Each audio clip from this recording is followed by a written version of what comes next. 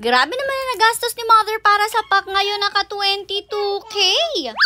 For today, nagpunta nga ulit ang mga girls sa mall kasi may mga kailangan nga tayong bilhin. Iba't iba talaga siya. Mostly naman ang mga kailangan nating bilhin ay dito sa Ace Hardware. Bala may kailangan nga tayong bilhin para sa pack. Pero ngayon, ang nauna nga namin nakita ay yung kailangan natin para sa camping. Alam nyo ba kasi ilang beses na nga kaming padaan-daan dito sa Ace Hardware. Tapos palagi namin nakikita etong camping chair nila dito na very aesthetic. Ang tagal na rin nga namin sinabing bibili kami. Pero ewan ko ba, hindi kami napapapasok talaga dito para bumili. Kaya ngayon sinadya na talaga namin sila. Bale, eto nga yung camping chair nila guys. Tingnan nyo, aesthetic talaga yung color niya kasi parang cream talaga siya. Alam nyo din naman na lately beach camping talaga ang trip ng ating family. Actually, kompleto naman na tayo when it comes to camping. At ang wala na lang talaga sa atin ay yung mga camping chair. Ewan ko ba kung bakit eto pa talaga yung huli nating binili ay marami ka naman makikita nito here and there. Kahit sa online nga may mga ganito pero naiiba kasi itong sa Ace Hardware kasi iba yung color niya talaga. Kaya sabi ko dito na tayo bumili para aesthetic. Bale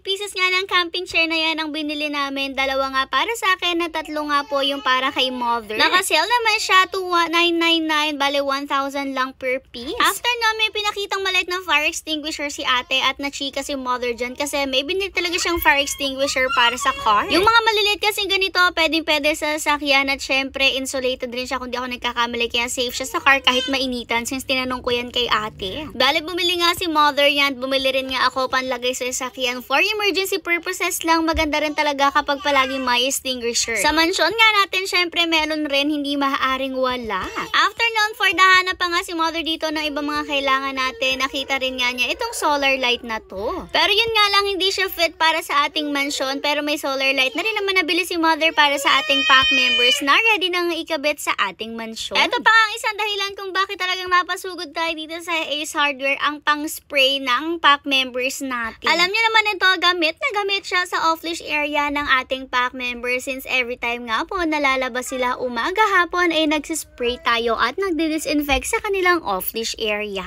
Alam niyo naman hindi pwedeng mawala yung pagdi-disinfect tapos yung ginagamit nga natin ngayon ay talagang medyo nagbabara na ng very light. Tapos hindi nga tayo pwedeng magpaabot ng sira doon kaya kailangan talaga ay makabili agad tayo ng pamalit. Dito nga sa Ace Hardware, maraming pang spray na ganito. For the pili na nga lang talaga si Mother ng brand na sa tingin niya is mas okay. Ito na nga yung unang pinakita ni ate, itong color orange. At yan titingnan nga ni Mother kung okay siya. Syempre hindi na natin yan itatry para sa tingin lang ni Mother kung ano yung mas okay talaga. Yun yung kanyang pagbabasihan. Syempre gusto rin kasi talaga ni Mother mag-try ng ibang brands para makita nga natin kung ano yung mas mag-work at mas magtatagal sa atin. After niya makita ni Mother yung isang yan, nagpakuha nga ulit siya kay ate at eto naman ang isang to yung tiningnan niya. O diba, orange siya pero this time may blue na siya. Pero bukod sa color, iba na rin nga yung pinaka-style niya at eto na rin nga yung nagustuhan ni Mother. Naisipan rin nga ni Mother na dalawa na ang bilhin para nga po mas matagal magamit at kung masira man ay talagang may pamalit na tayo agad. For the check na nga yan ni ate and yes guys, nagsastock rin kasi talaga kami. Bukod sa dog food, pati mga gamit ng ating pack members ay ini-stock na rin natin. Ilan nga sa mga ini-stock natin, mga mop nila, mga kennel disinfectant at kung ano-ano pa. Basta alam natin na madaling magamit ng ating pack members, nag-i-stock tayo niya. Anyways, ito na nga nakakita si Mother ng napakalaking fan na napakamahal rin. Pero syempre hindi yan ang binili niya. Ang binili niya ay etong tatlong maliliit na fan na to na ilalagay niya sa loob ng mansyon. Bala, isa pa nga ito sa mga dinayin natin sa